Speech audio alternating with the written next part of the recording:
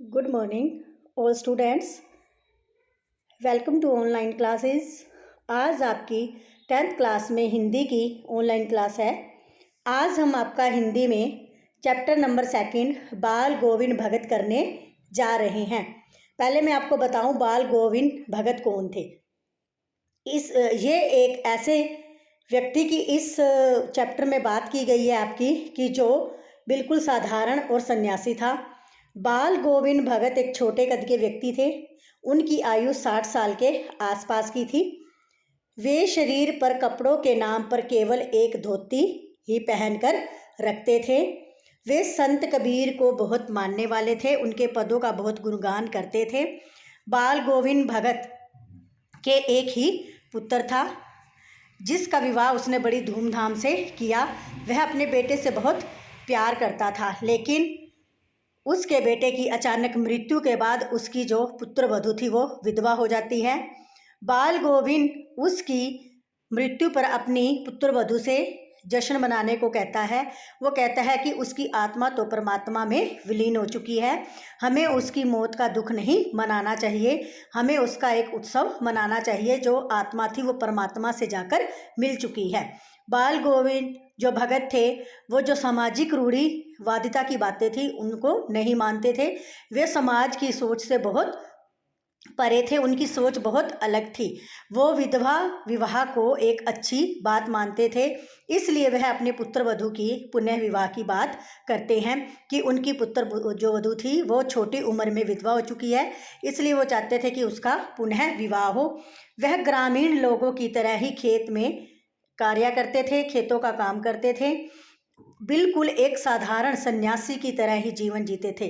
सन्यासी होने के लिए अपने अंदर के मन को भी सन्यास देना पड़ता है, यानी कि बाहरी दिखावे से सन्यासी नहीं होते। वह अंदर और बाहर दोनों तरफ से इंसान के रूप में एक सन्यासी थे। वो सन्यासी की तरह ही लोगों से बातें करते थे, कबीर के पद थे उनको वो गाते थे। लोग उनके जो संगीत है उसको जादू की तरह सुनते थे, लोगों को एक जादू सुनाई देता था उनके संगीत में, तो लोग उनके जो संगीत को खड़े होके एक ही जगह पर सुनते थे। उनका संगीत सबको आत्मविभोर कर देता था। बाल गोविंद की जो दिनचर्या थी वो कबीर के पदों से ही शुरू होती थी। तो ये लेसन था जो वो आपका बाल गोविंद के ऊपर ही था। बाल गोविंद कैसे थे, क्या करते थे, आपको ये चैप्टर पहले भी करवाया गया है बेटा। अब मैं इसके आपको कुछ क्वेश्चन करवा रही हूँ। तो इसका जो फर्स्ट क्वेश्चन था वो ये है कि बाल गोविंद भगत अपनी पुत्र वधू को पुनः विवाह के लिए क्यों कहते हैं, या वो उनका पुनः विवाह क्यों करवाना चाहते थे, इसके पीछे उनकी कौन सी भावना के दर्शन होते हैं। बाल गोविंद भगत की जो पुत्र वधू थी वो अभी कम उम्र की थी, यानी कि वो बहुत ज़्यादा जवान थी। उसका सारा का सारा जीवन उसके आगे पड़ा था। वे नहीं चाहते थे कि वो अपना सारा जीवन एक विधवा के रूप में गुजारे। विधवा बन के वह जीवन को नहीं काट सकती। उनका क्या मानना था कि उसका पुनः विवाह यानी कि उसका दोबारा विवाह किया जाए ताकि वह लोगों के तानों से बच सके। लोगों के तानों से वो उसको बचाना चाहते थे, इसलिए वो उसका दूसरा विवाह करवाना चाहते थे। भगत जी थे जो वो समाज की रूढ़िवादिता में विश्वास नहीं रखते थे।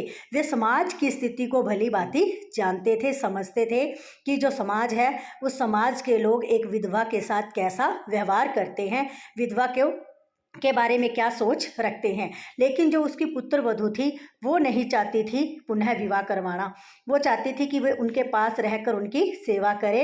क्योंकि बाल गोविंद भगत बहुत बीमार रहते थे, वो ये कहती थी कि अगर मैं चली गई तो आपकी दवा दारू कौन करेगा, आपको दवाई कौन दिलवाएगा, आपके खाने पीने का कौन ध्यान रखेगा। लेकिन बाल गोविंद भगत समाज के लोगों को जानते थे अच्छी तरह। उन्हें पता था कि अगर इनकी पुत्र वधू यहाँ रही तो लोग तरह तरह के तानों से उनका जीवन दुर्लभ कर देंगे। वो नहीं चाहते थे कि इतनी कम उम्र में जो इसने विधवा का दुख सहा है अब लोगों के ताने सुनकर ये अपना जीवन व्यतीत करे। वो समझते थे, लेकिन वो ये चाहते थे कि अब वो जाकर अपने नवे जीवन की शुरुआत करे।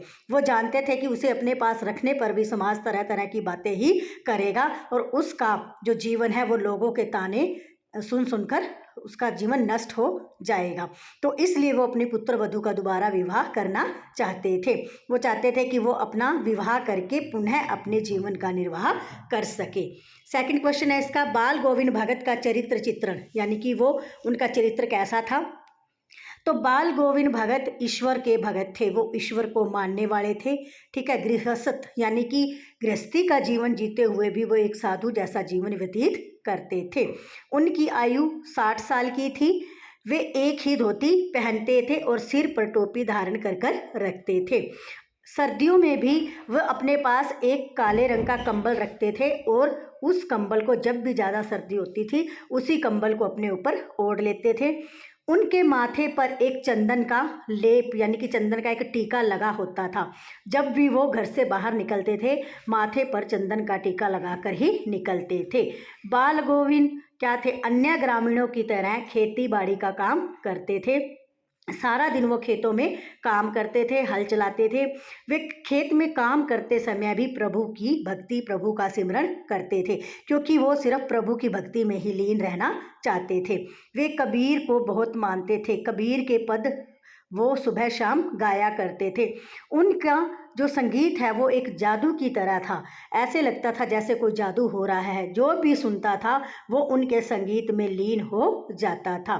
तो बाल गोविंद भगत अत्यंत संतोषी व्यक्ति थे, यानी कि वो सरल स्वभाव के थे, शांत स्वभाव के थे।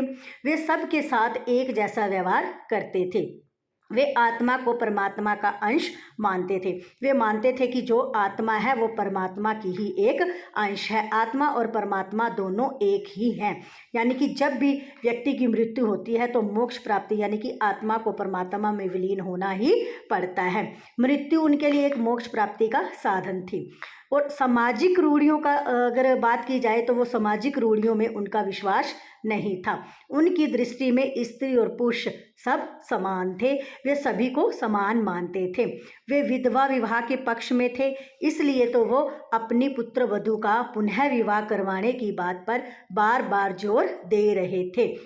उनका मानना था कि छोटी उम्र में विधवा होने के कारण वो अपना जीवन कैसे बिताएगी। उसका जीवन तो पहले ही कष्टों से भरा जा चुका है, इसलिए वो चाहते थे कि मेरी जो उनकी पुत्र वधू थी उसका विवाह दोबारा हो। तो इन सब बातों से क्या स्पष्ट होता है कि बाल गोविंद भगत एक सच्चे क्या थे, साधु थे। उन्होंने साधु की तरह ही अपना जीवन व्यतीत किया और साधु की तरह जब तक वो जिए तब तक वो साधु की तरह ही रहे। आखिर टाइम पर जब वो मोक्ष को यानी कि जब वो मृत्यु को प्राप्त होते हैं तब भी वह कबीर के पदों को गाते गाते ही मृत्यु को प्राप्त हुए। तो ये बेटा आपका चैप्टर था बाल गोविंद भगत का। इसके मैंने आपको क्वेश्चन करवाए हैं, पाठ का सार भी समझाया है। आप सभी बच्चों ने ये जो आपको क्वेश्चन करवाए हैं इनको अपनी नोटबुक पे साफ साफ राइटिंग में लर्न और राइट यानी कि राइट भी करना है और इनको लर्न भी करना है। जो आपकी नेक्स्ट वीडियो आएगी उसमें हम आपका नेक्स्ट चैप्टर लखनवी अंदाज उसके बारे में पढ़ेंगे। आप उस लेसन को थोड़ा सा रीड करके रखोगे। मैं अगली वीडियो में आपको लखनवी अंदाज जो आपका चैप्टर है नेक्स्ट उसके बारे में समझाऊंगी और उसके क्वेश्चन आंसर भी आपको करवाऊंगी। धन्यवाद।